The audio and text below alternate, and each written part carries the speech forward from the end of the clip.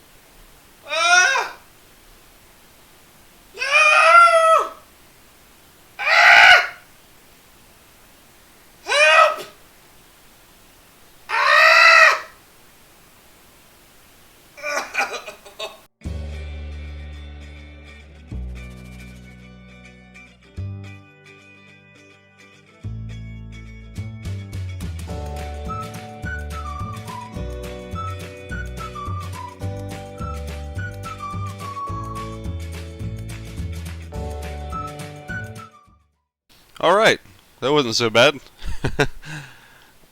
Apart from falling in the lava 5 or 6 times. And I just got F1 on right now because I'm under the area where all the withers are for the nether mob switch, so it just kind of gets in the way. But yeah, we are doing pretty good on the amount of blackstone that I have. I've got all the boxes back at the base. I got about 9 boxes of mixture of blackstone, cracked blackstone, polished, and the variants and some stairs and stuff. So it's a pretty good start on the amount of blackstone we have. It should do a good bit, but I'll probably end up needing more.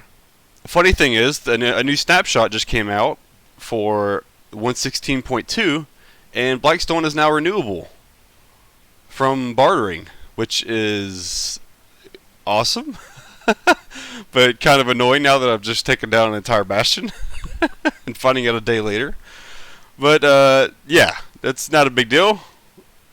That just gives us a little head start. So we'll probably be upgrading our bartering setup a little sooner than I had planned, but also good news.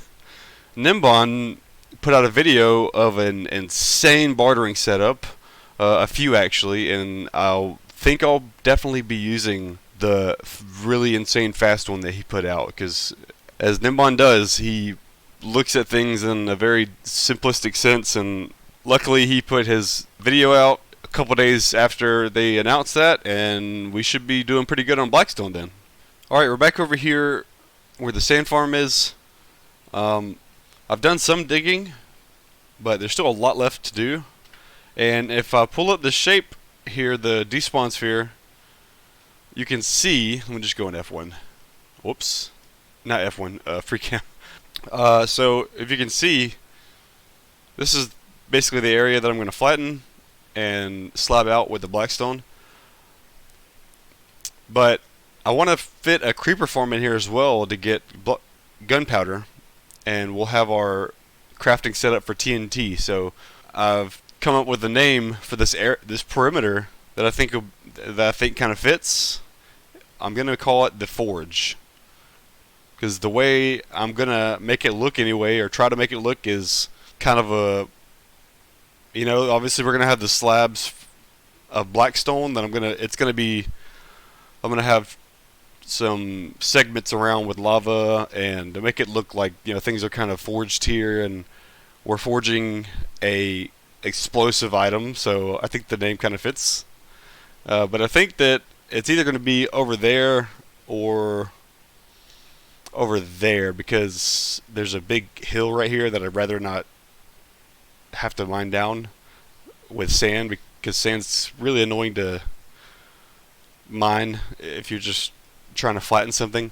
But the problem is, I don't want to put these two in the same despawn sphere, because then they'll both be running at the same time, and it'll cut the rates of both of them basically in half. So I need to have them both running at full efficiency, one or the other, and not just one, not just both. So wherever I put the other one, it needs to be just outside the despawn sphere for the other one.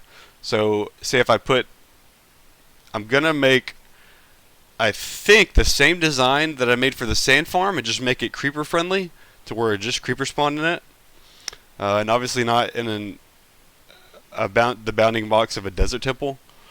So it's gonna go, you know, say if it goes over here, it'll be just outside the despawn sphere of the sand farm, like right over here, and likewise, maybe a little further actually. Yeah, it might have to be a little further, but where I AFK to load the creeper farm, the sand farm needs to be just outside of that despawn sphere. So I'm gonna end up basically making two of these rings kind of next to each other, and then in the middle will be like the neutral area where I make the crafting station, and the whole area is going to be flattened out with the blackstone slabs, and I kind of want to make like some runes and Bastion remnants, things out of here, things here with blackstone, because seeing as how it's going to be renewable now, I'll be able to get a lot more, much easier, once we get a new buttering set up.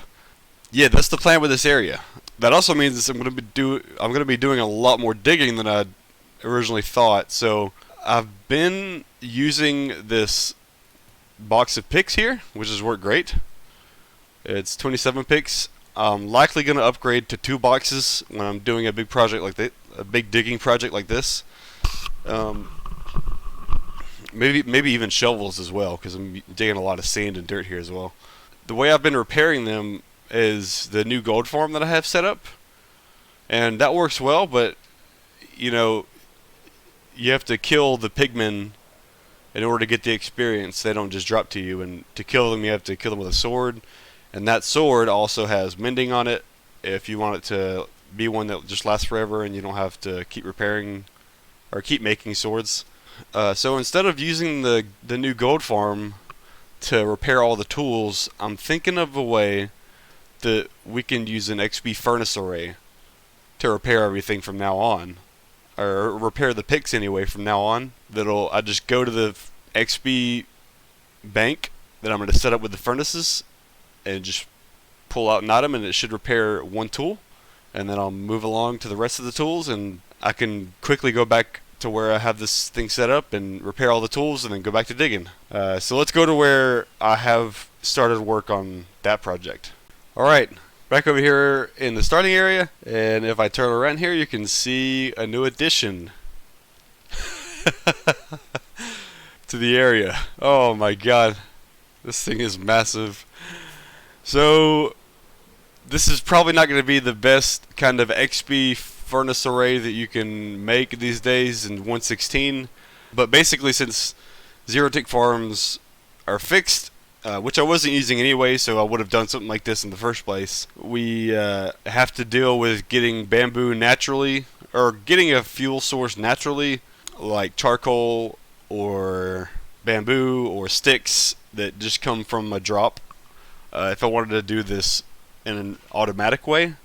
And I think bamboo is going to be our best bet in that case. So what I've just set up here is a pretty massive bamboo farm in the back here. kind of behind the base. I need to plant the rest of the bamboo. I've done most of the work though, and I've been planting and going down, and man, this stuff is insane. It grows so fast. And that's the good thing, is that we're going to need a lot of it to fuel these furnaces, because it's really, really bad as a fuel source in general. But if you're wanting to just kind of AFK and automate a way to get XP in the furnaces without putting anything in them, I think bamboo is going to be the way to go. For that reason, I've set up this long, super long bamboo here, and it's going to be in this building. You can see I've kind of made work on it.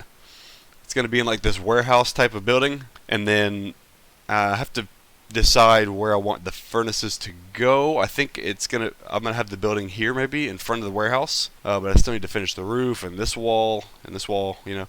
But this is gonna be I'm gonna have an entrance maybe here and go in. We'll be able to flip a switch and it'll send off.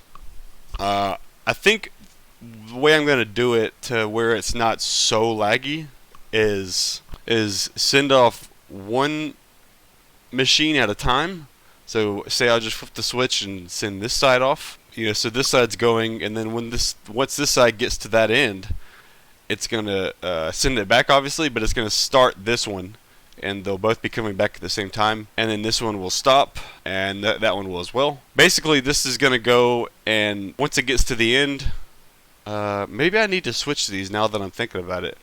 I think I'm gonna put this one at that end, so when this one gets to that end, it'll send this one off, and this one will come back, return automatically, and go stop at that end, and this one will come back and stop at this end. And so only one will be going at a time, instead of sending both of these off when this thing is fully grown, because then there'll be just enormous amounts of entities and my frame rates will go down. So I think we'll just send one off at a time to reduce that and make it so hopefully I won't crash my game. And I'm going to get rid of these beacons here and plant some bamboo there. I'm just leaving them there for now so I have the beacon effects to work on this place. Let's get inside. It's kind of dark here. Woo! But I made a little back door entrance here to the base. That looked kind of cool. Just a little whoop. You come back in here, go to the base. And so to finish the setup for the XP furnace array, we have our fuel here that we're going to have. But we need something to smelt, and an automatic way of doing that would be cactus. So I've got a setup. Once I'm done with this building here, I'm going to make a giant cactus farm, or two maybe. Make it fast enough to where this will be able to fuel a furnace array. Not fuel, but be able to feed enough items into this furnace array to constantly smelt. And once all the furnaces have gotten to their limit to where it will fully repair an item, it'll have a switch to turn it off, and a way to send the items to just garbage instead of trying to leave them sending to the furnaces and over the hoppers to where they're not trying to pick up anything else and items aren't just sitting on top of the hoppers. So it'll reroute the water stream into like a cactus or something to where, yes, I'm wasting the items, the cactus items, but not really, because I've already smelted up enough here to where it'll repair all the items I need, and then I can either keep the dye, the cactus dye, or I can just send that to the cactus as well. Or I can send that to the garbage as well. Yeah, so that's basically it. I'm sure you've seen something like this before, but much smaller, because zero ticks were in the game. Zero tick farms were in the game, and this was a lot simpler. But as I said, I wouldn't use zero tick farms in this world anyway, as the way things are going. Hey horse, how you doing? Oh, and I got my sheep farm over here too. Woo! This is a sheep farm that I built like really early on, still lagging up the game when I come over here. Hey guys. Oh my god, that's loud. I still need to make a better one and a more permanent one than this anyway, but this has been a good resource for my wool anyway, for when I need wool. But I'm gonna keep working on this, and I'll give you an update after a while. Oh, I thought I would mention this really quick too. I made this little blast chamber over here because I knew I needed a lot of concrete for that wall. I'm using cyan terracotta actually for the strips, and I'm going to use something different for the roof, but I knew for the outline it would take a lot of concrete. So instead of using that little box over there where I've just been mining the concrete manually, I made this little blast chamber here. I don't remember where I found this. I think Mumbo Jumbo made it like way back in the day. But it was simple and small enough to throw together pretty quick. And you just feed the TNT here manually. Again, no TNT duping. And then you place the TNT here. This piston is activated really quickly and it's 0 ticked. These furnaces have 52 items in them, and it sends that signal strength up really quick, ticking this piston and pushing the blocks down. It's all really, really fast. Actually, I can show you really quick as well. Let's see. Take some, and hopefully it isn't too loud. I've hooked this connector up because it's activating this observer every 2 game ticks, I think it is. Because pushing it down with the piston makes it activate faster, as well as that one over there, and it activates this clock to dispense the TNT as well. So let's turn it on. Hold this down. There we go.